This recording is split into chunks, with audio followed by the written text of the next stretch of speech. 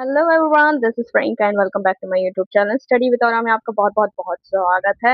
आज जो चैप्टर करने वाले हैं, आज जो चैप्टर करेंगे वो 11th क्लास के हिस्ट्री सब्जेक्ट का जो चैप्टर है आधुनिकीकरण के रास्ते। ठीक है, उस चैप्टर को हम कंप्लीट करने वाले हैं। टॉपिक जैसे आप देख रहे हैं कि ये वीडियो और ये सारी जो भी रहेगा, इन्हीं टॉपिक्स पे रहेगा। वीडियो रहेगी, चैप्टर रहेगा, ये वीडियो इन्हीं चैप्टर पे रहेंगे, मतलब टॉपिक्स पे रहेंगे। ठीक है, तो बिना किसी देरी के स्टार्ट करते हैं। इस चैप्टर में मैं बता दूं, जापान और चीन के आधुनिकीकरण के बारे में पढ़ने वाले हैं। ठीक है, दोनों देश में पश्चिमी देशों के बढ़ते प्रभाव, राजनीतिक बदलाव और आर्थिक चुनौतियां क्या क्या आई, वो चीजें पढ़ेंगे। ठीक है, मैंने चैप्टर शुरू करने से पहले कुछ शब्दों के बारे में लिखा हुआ है, पहले उसको देख लेते हैं, फिर चैप्टर स्टार्ट करते हैं। शोगुन क्या होता है? जापान का वास्तविक सैन्य शासक होता है शोगुन। ठीक है, समुराई जापान का योद्धा वर्ग होता है। मेइज पुनः स्थापना 1868 में जापान में शुरू हुआ। ठीक है, आधुनिक सुधारों का दौर था वो। ठीक है, जाइबात्सु कौन थे? क्या था कि जापान के बड़े औद्योगिक और व्यापारिक जो घराने थे ना, उनको बोलते थे। ठीक है, शिंग वंश कौन थे? तो जो चीन का अंतिम शाही राजवंश था। ठीक है, अफीम युद्ध, चीन और ब्रिटेन ब्रिटेन के बीच युद्ध हुआ था, उसको कहते हैं अफीम युद्ध। ठीक है, कुओमिंगतांग जो थे वो चीन के राष्ट्रवादी राजनीतिक दल थे। ठीक है, साम्यवाद का मतलब आप लोगों को पता ही है, समानता और सामूहिक व्यवस्था पर आधारित विचारधारा। ठीक है, कुछ डेट्स भी लिखे हैं मैंने, आप उसको भी देख लो। 1603 मतलब तोकुगावा शासन की शुरुआत हुई थी इस समय। ठीक है, 1853 मतलब कोमोडोर पेरिस जापान पहुंचे थे। ठीक है, कोमोडोर एक वो थे, तो वो जापान पहुंचे थे। 1868 मेज पुनर्स्थापना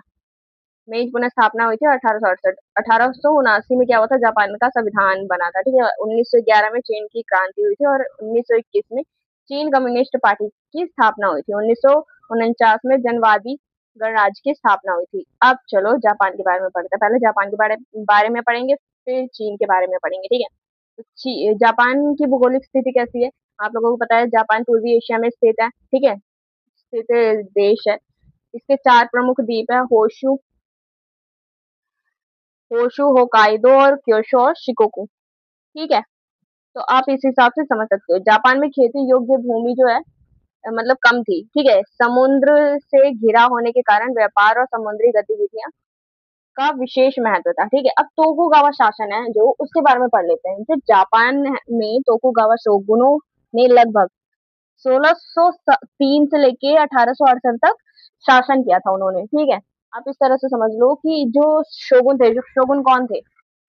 जो सैन्य शासक होता था ना, वो लगभग 1603 से लेके 1868 तक उन्होंने शासन किया था। सम्राट केवल नाम मात्र था। ठीक है, जबकि वास्तविक सत्ता जो थी वो शोगुनों के हाथों में थी। ठीक है, समाज मुख्य रूप से निम्न वर्गों में बटा था, 4 वर्गों में बटा था: समुराई, किसान, कारीगर, व्यापार। ठीक है, अब समुराई कौन थे? समुराई जापान की योद्धा वर्ग के लोग थे। वह शासक और सामंतो थे ना, उनकी सेवा करते थे और तलवार चलाने में प्रशिक्षण मतलब ट्रेनिंग होते थे। ठीक है, ट्रेनिंग मिली हुई होती है और बहुत अच्छे कुशल होते हैं। ठीक है, जापान और बाहरी दुनिया की बात करूँ तो तोकुगावा शासकों ने विदेशियों के प्रवेश में कई प्रतिबंध लगाए। ठीक है, जापान लंबे समय तक बाहरी दुनिया से काफी हद तक अलग रहा। ठीक है, 1853 में अमेरिका के जो मैं बोल रही थी ना, कमोडोर कौन है? वो अमेरिका के थे। ठीक है, कमोडोर जो है वो मैथ्यू पेरी जापान पहुंचे थे। ठीक है, अमेरिका के दबाव के कारण जापान को विदेशी व्यापार के लिए अपने बंदरगाह खोलने पड़े। ठीक है, मेज पुनः स्थापना कब हुआ था? 1868 में। ठीक है, 1868 में जापान में एक महत्वपूर्ण राजनीतिक परिवर्तन हुआ था, जिसे मेज पुनः स्थापना कहते हैं। ठीक है,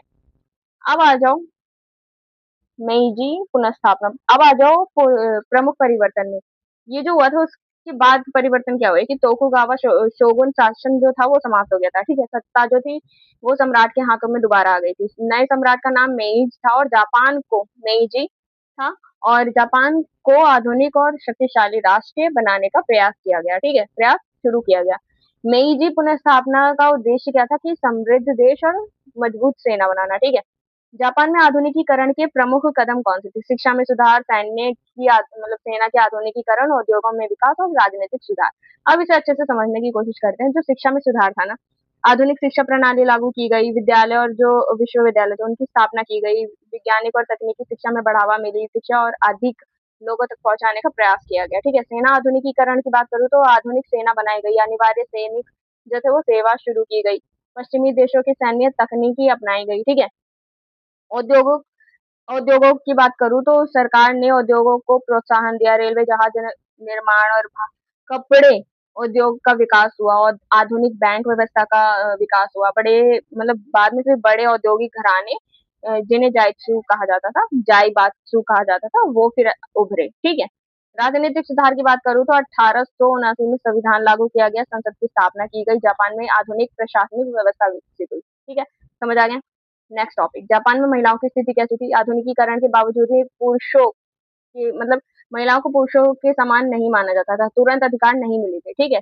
महिलाओं की शिक्षा धीरे-धीरे मतलब बढ़ी, मतलब धीरे-धीरे शिक्षा देने लगे। परिवार में फिर महिलाओं की पारंपरिक भूमिका को महत्व दिया जाता है। जो पहले के समय में जैसे बच्चे पालना, घर का देखभाल करना, सबके ख़्याल रखना, तो ये वाली पारंपरिक जो भूमिका थी वो उसको ही महत्व दिया जाता था और उसी से निकलने में इनको धीरे मतलब टाइम लगा, ठीक है। आधुनिकता के साथ महिलाओं की सामाजिक स्थिति में भी बदलाव आने लगी। अब चीन के बारे में पढ़ते हैं कि चीन में क्या हुआ। चीन की स्थिति चीन एक विशाल और प्राचीन सभ्यता वाला देश था, ठीक है। वहाँ अभी भी है मतलब अब उस समय की बात मैं बता रही हूँ, ठीक है। वहाँ लंबे समय तक शिंग वंश शासन चलता रहा, ठीक है। चीन स्वयं को एक शक्तिशाली और विकसित सभ्यता मानता था। पश्चिमी देशों के बढ़ते व्यापारिक और राजनीतिक दबाव ने चीन के सामने नई चुनौतियां पैदा कर दी थी, ठीक है। अफीम युद्ध अफीम युद्ध चीन और ब्रिटेन के बीच हुआ था, ठीक है। ब्रिटेन जो था वो चीन में व्यापार करना चाहता था, बड़ी मात्रा में अफीम चीन में भेजी जाने लगी, ठीक है। चीन सरकार जो थी उन्होंने अफीम के व्यापार पर रोक लगाने का प्रयास किया, इसके कारण चीन और ब्रिटेन के बीच युद्ध हो गया, ठीक है। ठीक है। अब इसे ही अफीम युद्ध कहते हैं। परिणाम क्या निकले कि चीन को विदेशी शक्तियों के सामने कई रियायतें देनी पड़ी, कुछ बंदरगाह और विदेशी व्यापार के लिए खोलने पड़े, ठीक है। चीन की संप्रभुता कमजोर हो गई। अब चीन में सुधारों के क्या प्रयास हुए, क्या सुधार किए गए? चीन में अपनी कमजोरियों को दूर करने के लिए विभिन्न सुधार आंदोलन चलाए, ठीक है। सुदृढ़ीकरण आंदोलन, इसका मतलब था, इसका उद्देश्य था कि पश्चिमी विज्ञान और तकनीकों को अपनाना, ठीक है। सेना को आधुनिक बनाना, उद्योगों का विकास करना, लेकिन ये सुधार चीन को पूरी तरह से आधुनिक बनाने में सफल नहीं हुआ था, ठीक है। 1911 में जो चीनी क्रांति हुई थी वो महत्वपूर्ण क्रांति मानी जाती है, ठीक है। इसका परिणाम क्या था कि शिंग वंश जो था वो उसका अंत हो गया था, राजशाही अब समाप्त हो गई थी, चीन में गणतंत्र की स्थापना हुई थी, ठीक है। सोन यात सेन जो थे वो चीनी क्रांति के प्रमुख नेता में से एक थे। उन्होंने 3 सिद्धांत पर बल दिया था, राष्ट्रवाद, लोकतंत्र और जनता की आजीविका, ठीक है। अब आ जाओ साम्यवाद का उदय चीन में। चीन में सामाजिक और आर्थिक असमानताएं बढ़ रही थी, ठीक है। किसानों और मजदूरों की समस्या के कारण साम्यवाद विचारों का प्रभाव बढ़ा, ठीक है। कम्युनिस्ट पार्टी जो थी 1921 में चीनी कम्युनिस्ट पार्टी की स्थापना हुई, ठीक है। बाद में माओ त्से इसके प्रमुख नेता उभरे, ठीक है। माओ ने किसानों की क्रांति का महत्वपूर्ण आधार माना, जो किसानों की क्रांति थी ना उसको महत्वपूर्ण आधार माना था, ठीक है। अब आ जाओ कुओमिंतांग और कम्युनिस्ट। ये क्या थे कि चीन में राजनीतिक 2 शक्तियाँ थी, प्रमुख शक्तियाँ थी, ठीक है। एक कुओमिंतांग और कम्युनिस्ट पार्टी। जो कुओमिंतांग थे ना वो राष्ट्रवादी दल था, ठीक है। सोनिया सेन से जुड़ा हुआ आंदोलन था, ठीक है। बाद में ये चांग काई शेक प्रमुख नेता बन गए थे, ठीक है।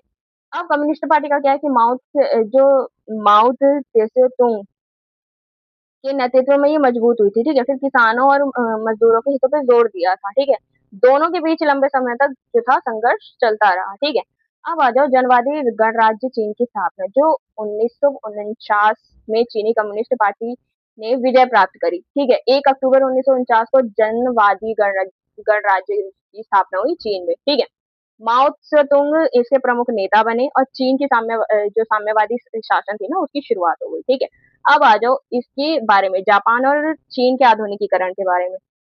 मैं बता दूं मई इस पुनर्स्थापना जापान में हुई है 1868 में, ठीक है। और चीन में क्या था, आधुनिकीकरण के तौर पे सुधार आंदोलन और क्रांतियों के माध्यम से चीजें चल रही थी, ठीक है। अब जापान की बात करूं, जो राजनीतिक परिवर्तन की बात करूं तो सम्राट के नेतृत्व में सुधार था, ठीक है। चीन की बात करूं तो राजशाही समाप्त कर गणतंत्र फिर साम्यवाद शासन हुआ, ठीक है। जापान की बात करूं, पश्चिमी प्रभाव का क्या प्रभाव पड़ा था जापान पे, पश्चिमी तकनीकों को तेजी से अपनाया गया, बट चीन में क्या था कि उसको पश्चिमी शक्तियों का दबाव का सामना करना पड़ा था, ठीक है। फिर जापान की बात करूं, परिणाम क्या निकले, तो तेजी से मतलब आधुनिक बना और शक्तिशाली राष्ट्र बन गया, ठीक है। चीन की बात करूं तो आधुनिकीकरण की प्रक्रिया संघर्षपूर्ण रही, ठीक है। जापान की बात करूं, इसके प्रमुख नेता सम्राट मेंजी रहे और चीन में सुन यात सेन और माओ त्से तुंग, ठीक है, ये रहे। क्वेश्चन आंसर आ गए हैं, नोटबुक और पेन साथ लेके बैठे हो, साथ के साथ नोट करते जाओ, ठीक है। पहला क्वेश्चन, जापान में मेजी पुनर्स्थापना क्या थी और इसके प्रमुख सुधारों का वर्णन करो। जो 1868 में जापान में हुए महत्वपूर्ण राजनीतिक परिवर्तन को मेजी पुनर्स्थापना कहा जाता है। इसके अंतर्गत टोकुगावा शोगुनों का शासन जो था वो खत्म हो गया था और जो सारी सत्ता थी वो सम्राट के हाथ में चली गई थी। ठीक है, जापान को एक आधुनिक और शक्तिशाली राष्ट्र बनाने के उद्देश्य से अनेक सुधार भी किए गए थे। सुधार कौन-कौन से थे? राजनीतिक सुधार की बात करूँ तो शोगुन शासन जो था वो समाप्त कर दिया था।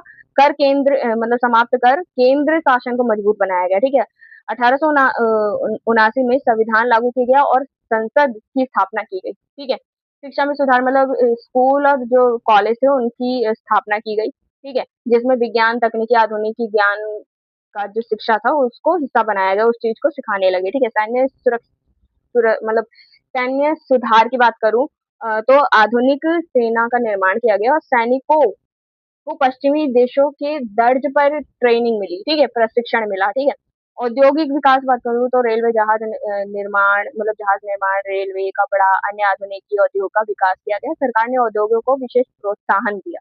ठीक है, आर्थिक सुधार की बात करूँ तो आधुनिक बैंक और कर व्यवस्था विकसित की गई और व्यापार को बढ़ावा दिया गया। ठीक है, नेक्स्ट क्वेश्चन मतलब निष्कर्ष देखा जाए तो मेजी पुनर्स्थापना ने जापान को तेजी से आधुनिक बनाया और वह एशिया की एक प्रमुख औद्योगिक एवं सैन्य शक्ति बन गया। ठीक है, नेक्स्ट क्वेश्चन देख लेते हैं। तोकुगावा शासन की प्रमुख विशेषताओं का वर्णन करो। जो तोकुगावा थे ना शासन, जो शोगुन का शासन था वो 1603 से लेकर 1868 ईस्वी तक चलता रहा। ठीक है, जापान में इस काल में वास्तविक सत्ता जो थी वो शोगुनों के हाथ पे थी, जबकि सम्राट का पद जो था वो बस नाम मात्र ही था। पद मुख्य रूप से प्रतीकात्मक था। ठीक है, प्रतीकात्मक था। ठीक है, अब आ जाओ विशेषताओं में आ जाओ। क्या था? शोगुनों की वास्तविक सत्ता, जापान का वास्तविक सत्ता जो था वो शोगुन चलाते थे उस समय। ठीक है, सामंती व्यवस्था, समाज और शासन में सामंतों का महत्वपूर्ण स्थान था। विभिन्न क्षेत्रों पर शक्तिशाली सामंत शासन करते थे। ठीक है, समुराई वर्ग, जो समुराई वर्ग थे ना वो योद्धा वर्ग थे। ठीक है, वह अपने स्वामी के प्रति निष्ठावान और सैन्य सेवा देते थे। ठीक है, सामाजिक वर्ग विभाजन की बात करूँ तो समाज में मुख्य रूप से 4 विभाजन थे। समुराई, किसान, कारीगर, व्यापारी। ठीक है, व्यापारियों की को विभाजित कर रखा था। ठीक है, विदेशी संपर्क पर नियंत्रण करूँ तो टोकुगावा शासन ने विदेशी लोगों को व्यापार पर अनेक प्रतिबंध लगाए तथा जापान को बाहरी प्रभावों से बचाने का प्रयास किया। ठीक है, अब नेक्स्ट पॉइंट जो है वो शांति और स्थिरता। लंबे समय तक जापान में राजनीतिक स्थिरता रही, पर जिससे नगर और व्यापार संस्कृति का विकास हुआ। ठीक है, निष्कर्ष देख लेते हैं कि तोकुगावा शासन ने जापान को स्थिरता दी, लेकिन बाद में पश्चिमी देशों के बढ़ते दबाव के कारण इस व्यवस्था में परिवर्तन करना जरूरी हो गया, आवश्यक हो गया। ठीक है, नेक्स्ट क्वेश्चन देख लेते हैं। जापान में आधुनिकीकरण की प्रक्रिया का विस्तार से समझाइए, वर्णन कीजिए। जापान में आधुनिकीकरण की प्रक्रिया मुख्य रूप से 1868 की मेइजी पुनर्स्थापना के बाद हुई। ठीक है, जापानी नेता ने समझ लिया कि पश्चिमी देशों का सामना करने के लिए देशों को मतलब आधुनिक बनाना जरूरी है। अब जापान ने किस किस चीज में आधुनिकीकरण अपनाई? राजनीतिक क्षेत्र में केंद्रीय शासन को मजबूत किया, सामंती व्यवस्था को कमजोर किया और आधुनिक प्रशासन विकसित किया। ठीक है, शिक्षा की बात करूँ तो स्कूल और विद्यालयों का स्थापना किया गया, जिसमें विज्ञान तकनीकी पर जोर दिया गया। ठीक है, सेना और आधुनिकीकरण की बात करूँ तो जो आधुनिक हथियार थे और ट्रेनिंग थी उसके आधार पर सेना को पुनर्गठन किया, दोबारा उस सेना का बनाया और संगठित किया। ठीक है, औद्योगिकरण की बात करूँ तो सरकार ने कारखाने और रेलवे, जहाज निर्माण को बढ़ावा दिया। बाद में बड़े औद्योगिक घराने भी इसमें ऐड हो गए, विकसित हो गए। ठीक है, आर्थिक विकास की बात करूँ तो बैंकिंग, व्यापार और आधुनिक कर व्यवस्था को विकसित किया गया। ठीक है, संचार और परिवहन में क्या आ गए? रेलवे, सड़क, डाक और अन्य संचार सुविधा को भी विस्तार किया गया। निष्कर्ष ये निकलता है कि इन सुविधाओं के कारण जापान में बहुत कम समय में एक आधुनिक, औद्योगिक और शक्तिशाली राष्ट्र बन गया। ठीक है, नेक्स्ट क्वेश्चन देख लेते हैं। जापान में महिलाओं की स्थिति और आधुनिकीकरण के प्रभाव क्या पड़े वो बताना है। जापान जापानी समाज में महिलाओं की स्थिति लंबे समय तक पारंपरिक सामाजिक व्यवस्था से ही प्रभावित थी। ठीक है, उनसे परिवार की देखभाल, ठीक है, बच्चों का लालन पोषण, घरेलू कार्य की अपेक्षा की जाती थी। ठीक है, आधुनिकीकरण के बाद महिलाओं की स्थिति में कुछ परिवर्तन आए। क्या परिवर्तन आए? महिला शिक्षा का विस्तार हुआ, महिलाओं को आधुनिक शिक्षा प्राप्त करने का अवसर मिले। ठीक है, कुछ महिलाओं को रोजगार और सार्वजनिक जीवन से जुड़ने का मौका मिला। ठीक है, शहरीकरण और औद्योगिकरण से महिला के लिए नए कार्य क्षेत्र बने। ठीक है, फिर भी महिलाओं को पुरुष के समान अधिकार तुरंत प्राप्त नहीं हुए। ठीक है। समाज में लंबे समय तक पारंपरिक जो परंपरा पारंपरिक थी, पारिवारिक विचार बने रहे। निष्कर्ष ये निकलता है कि आधुनिकीकरण ने जापान में महिलाओं की स्थिति में परिवर्तन की शुरुआत तो की, पर क्या हुआ? पूर्ण समानता प्राप्त करने की प्रक्रिया धीरे-धीरे आगे बढ़ी। ठीक है? जो चीज़ें बदली हैं चीज़ें, ऐसा नहीं कि बदली नहीं है, चीज़ें बदली है पर उस बदलने में टाइम लगा है। ठीक है, नेक्स्ट क्वेश्चन देख लेते हैं। चीन में पश्चिमी शक्तियों के हस्तक्षेप का क्या प्रभाव पड़ा? जो चीन थी, 19वीं शताब्दी में पश्चिमी देशों ने चीन के व्यापार और राजनीति में हस्तक्षेप करना शुरू कर दिया। विशेष रूप से ब्रिटेन के साथ हुए संघर्ष में चीन की स्थिति कमजोर हो गई। युद्ध हुआ था, अफीम युद्ध याद है? ठीक है? उससे स्थिति जो थी चीन की वो कमजोर हो गई थी। प्रमुख प्रभाव क्या पड़े कि चीन की संप्रभुता थी ना वो कमजोर हो गई। अफीम युद्ध के बाद चीन को असमान संधियां स्वीकार करनी पड़ी। ठीक है, कई बंदरगाह विदेशी व्यापार के लिए खोलने पड़े। विदेशी शक्तियों का आर्थिक प्रभाव बढ़ गया। चीन में पारंपरिक शासन व्यवस्था कमजोर होने लगी। जनता में विदेशी शक्तियों का विरुद्ध जो विदेशी शक्ति है उसकी विरुद्ध असंतोष बढ़ गया। चीन में आधुनिक सुधारों की आवश्यकता महसूस की गई। ठीक है, राष्ट्रवाद और क्रांतिकारी आंदोलनों का भी विकास हुआ। ठीक है, निष्कर्ष ये निकलता है कि पश्चिमी हस्तक्षेप ने चीन को राजनीतिक और आर्थिक रूप से कमजोर कर दिया, लेकिन इसी ने चीन में सुधार और आधुनिकता की आवश्यकता को भी मजबूत किया। ठीक है, नेगेटिव भी है और पॉजिटिव भी है, दोनों चीजें। ठीक है, अब आ जाओ नेक्स्ट क्वेश्चन में। अफीम युद्ध के कारण और परिणाम।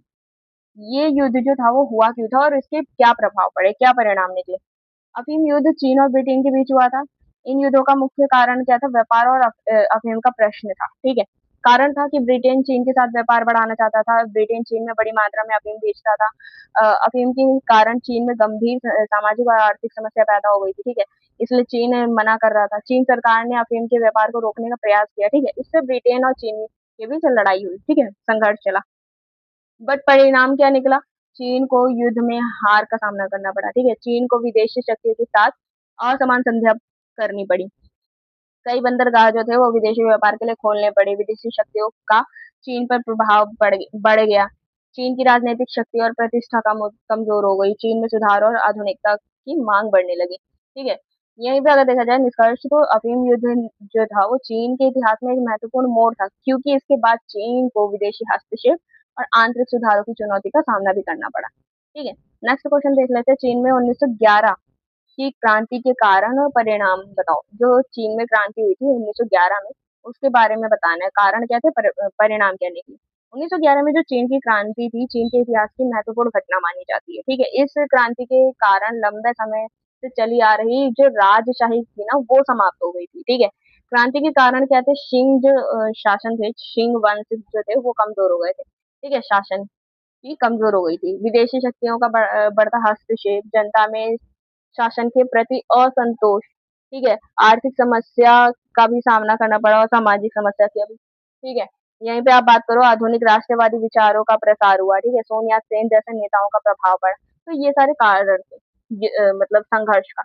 अब परिणाम क्या निकला? शिंग वंश जो था वो खत्म ही हो गया, अंत हो गया। ठीक है, चीन की राजशाही जो थी वो समाप्त हो गई। चीन में गणतंत्र व्यवस्था की स्थापना हो गई। राष्ट्रवाद को बढ़ावा मिला और सोनिया सेन के विचारों का भी प्रभाव बढ़ गया। ठीक है, चीन में आधुनिक राजनीतिक संघर्ष का नया दौर शुरू हो गया। ठीक है, निष्कर्ष ये निकलता है कि 1911 की जो क्रांति थी उसने चीन को पुरानी राजशाही व्यवस्था को समाप्त कर आधुनिक चीन के निर्माण की दिशा में महत्वपूर्ण कदम उठाया। ठीक है, आ जाओ नेक्स्ट क्वेश्चन पे। सोनिया सेन की 3 सिद्धांत के बारे में बताना है इस क्वेश्चन में। ये क्वेश्चन का मतलब ही यही है।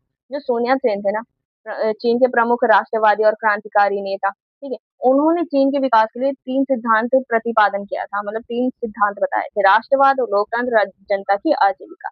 राष्ट्रवाद क्या था? इसका उद्देश्य यह था कि चीन को विदेशी शक्तियों के प्रभाव से मुक्त कर एक मजबूत स्वतंत्र राष्ट्र बनाना। ठीक है, लोकतंत्र लोकतंत्र तो वैसे आप जानते हो, बट फिर भी इनका क्या कारण था, इनके क्या विचार थे वो देख लेते हैं। सोनिया सेन जनता की भागीदारी पर आधारित शासन व्यवस्था स्थापित करना चाहते थे। वह लोकतांत्रिक अधिकारों और प्रतिनिधि सरकार के समर्थक थे। ठीक है, जनता की आजीविका की बात करूँ तो इस सिद्धांत का उद्देश्य आर्थिक समस्याओं को दूर करना तथा जनता की जो जीवन स्तर था ना उसको सुधार करना था। उसमें सुधार करना था कि वो आगे बढ़े, जनता भी आगे बढ़े, जनता की आर्थिक स्थिति ठीक हो। ठीक है, निष्कर्ष ये निकलता है कि सून या सेन के 3 सिद्धांतों ने चीन की राष्ट्रवादी आंदोलन और आधुनिक राजनीतिक विचारों को महत्वपूर्ण दिशा दी। नेक्स्ट क्वेश्चन देख लेते हैं, चीन में साम्यवाद के उदय के कारण उदय जो चीन में साम्यवाद जो हुआ था ना, उसके उदय के कारणों का वर्णन करना कि क्या कारण थे। चीन में साम्यवाद का उदय हुआ, ठीक है, राजनीतिक अस्थिरता, आर्थिक असमानता और किसानों की कठिन परिस्थितियों के कारण हुआ था। मूल रूप से इसी कारण से हुआ था, बट प्रमुख कारण हम देख लेते हैं, और भी बहुत से कारण थे। किसानों की खराब स्थिति, अधिकांश जो किसान थे ना वो गरीब और शोषण थे, उससे परेशान हो रखे थे, ठीक है। आर्थिक असमानता की बात करो तो समाज में अमीर और गरीब के बीच बहुत अंतर था, ठीक है। राजनीतिक अस्थिरता की बात करो तो 1911 की क्रांति के बाद चीन में स्थिर शासन स्थापित नहीं हो सका, ठीक है। विदेशी हस्तक्षेप, चीन पर विदेशी शक्तियों का प्रभाव जनता के लिए चिंता का विषय बना हुआ था। साम्यवादी विचारों का प्रभाव, रूस की क्रांति के बाद साम्यवादी जो विचार थे वो चीन में भी लोकप्रिय हुए, ठीक है। माओ त्से तुंग का नेतृत्व, माओ ने किसानों को संगठित किया और उन्हें क्रांतिकारी आंदोलन का महत्वपूर्ण आधार बनाया, ठीक है। निष्कर्ष ये निकलता है कि इन परिस्थिति के कारण साम्यवादी आंदोलन मजबूत हुआ और 1949 में चीन में साम्यवादी शासन की स्थापना हुई, ठीक है। कारण देख लिया। और ये कब हुआ? 1949 में, ठीक है। अब आ जाओ नेक्स्ट क्वेश्चन पे। माओ माओ त्से तुंग की चीन की क्रांति में क्या भूमिका थी वो बताना है। जो माओ थे ना, वो चीन के प्रमुख साम्यवादी नेता थे, ठीक है। उन्होंने चीन की क्रांति में अत्यंत महत्वपूर्ण भूमिका निभाई थी। अब योगदान क्या थे उनके? उन्होंने किसानों को क्रांति का मुख्य आधार माना, ठीक है। ग्रामीण क्षेत्रों में साम्यवादी आंदोलन को मजबूत किया, किसानों और मजदूरों को संगठित किया, चीन कम्युनिस्ट पार्टी का प्रभाव जो था ना उसको बढ़ाया, राष्ट्रवादी सरकार के विरुद्ध संघर्ष का नेतृत्व किया, ठीक है, लीडरशिप किया, नेता बने। लंबे संघर्ष के बाद साम्यवादी शक्तियों को सफलता मिली, ठीक है। 1949 में जनवादी गणराज्य चीन में स्थापना हुई, ठीक है। निष्कर्ष निकलता है जो माओ जो थे ना, उनके नेतृत्व में चीन की राजनीतिक और समाज में बड़ा परिवर्तन किया गया। आधुनिक साम्यवादी चीन के निर्माण में उनकी महत्वपूर्ण भूमिका रही, ठीक है। नेक्स्ट क्वेश्चन देख लेते हैं, जापान और चीन के आधुनिकीकरण की तुलना, क्या अंतर रहा? जापान और जो चीन थे दोनों ही आधुनिक बनने का प्रयास कर रहे थे, ठीक है। लेकिन दोनों देश की परिस्थितियां और परिणाम दोनों अलग अलग थे। जापान में क्या हुआ था? जापान में 1968 में मेइजी पुनर्स्थापना हुई थी, ठीक है। तेजी से फिर सुधार हुआ, ठीक है। सरकार ने आधुनिकीकरण का नेतृत्व किया, शिक्षा, सेना, उद्योग और प्रशासन में बड़े परिवर्तन आए। पश्चिमी तकनीकों को अपनाकर जापान शक्तिशाली राष्ट्र बने, ठीक है। यहीं पे अगर मैं चीन की बात करूँ तो चीन जो था वो विदेशी हस्तक्षेप का सामना कर रहा था, ठीक है। सुधार आंदोलनों को अनेक कठिनाइयों का सामना करना पड़ा। 1911 की क्रांति के बाद राजशाही खत्म हो गई, राजनीतिक संघर्ष जारी रहा और 1949 में साम्यवादी जो क्रांति थी उसके बाद नई व्यवस्था का स्थापत्य हुआ, ठीक है। नई व्यवस्था स्थापित हुई। निष्कर्ष ये निकलता है कि जापान में आधुनिकीकरण अपेक्षाकृत तेज और सरकारी नेतृत्व में हुआ, जबकि चीन में आधुनिकीकरण विदेशी दबाव, सुधार आंदोलनों और क्रांतियों के लंबे संघर्ष के माध्यम से हुआ। जापान मतलब कई हद तक बड़े आराम से और तेजी से बढ़ गया आगे, बट चीन को संघर्ष करना पड़ा, ठीक है। इसी क्वेश्चन के साथ हमारा ये चैप्टर भी यहीं पे खत्म होता है। मिलते हैं नेक्स्ट वीडियो में नए चैप्टर के साथ, तब तक के लिए be happy, stay safe, stay healthy बच्चों। बाय।